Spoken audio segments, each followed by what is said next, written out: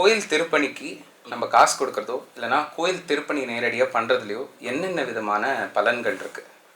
இந்த கோவில் திருப்பணிங்கிறது 2 விதமாக சொல்கிறது.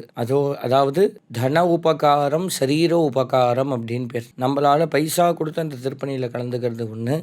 நான் ரொம்ப ஏழை, என்கிட்ட பைசா இல்லை, ஆனால் சாமிக்கு செய்யணும்னு நான் ஆசைப்பட்றேன். என் சரீரத்தால் என்ன முடியுமோ கோவில் சுத்தம் பண்ணுறதுலேருந்து எல்லாத்துக்கும் நான் கலந்துக்கிறேன் அப்படின்னு சொல்கிறது ஒன்று. இது மாதிரி ஒரு இடத்துலையும் சிவனடியார்கள் ரொம்ப பண்ணிட்டு இருக்கா இந்த திருப்பணி. இதை அது மிகப்பெரிய பாக்கியம். சிவத்தொண்டு செய்கிறது ஒரு பதம் உண்டு, வேறு எனக்கு தெரிஞ்ச வேறு எந்த தெய்வத்தும் கிடையாது, சிவனுக்கு மட்டும்தான். சிவபுராணத்தில் வரும், அவன் அருளாலே அவன் தாழ் வணங்கி. நீ சிவனை பிரார்த்தனை பண்ணணும்னாலே அதுக்கு சிவனோட அருள் வேணும் அப்படின்னு சொல்லப்பட்டிருக்கு. சரி, இது ஒரு பக்கம் இருக்கட்டும். திருப்பணி பண்ணுறதுனால என்ன பண்ணு நம்ம பார்த்தோம்னா, ரொம்ப பேக் சைடு போகணும். நம்ம அந்த காலம் யுகங்களை கடந்து முன்னாடி பார்த்தீங்கன்னா யமலோகம் இருக்குது. யமனை பார்க்கறதுக்காக பிரம்மதேவர் அங்கே வர்றார். பிரம்மதேவர் பார்க்கும் பொழுது யமன்ட்ட உட்காந்து பேசிட்டு இருக்கும் பொழுது விசித்திரமாக ஒரு 2 சிம்மாசனத்தை பார்க்குறார். ஒரு சிம்மாசனம் தங்கத்தில் இருக்குது, ஒரு சிம்மாசனம் வைரத்தில் இருக்குது. இவருக்கு என்ன ஏதுன்னு ஒன்றும் புரியல. இந்த சிம்மாசனங்கள் எதுக்கு அப்படின்னு யமன்ட்ட கேட்குறார்.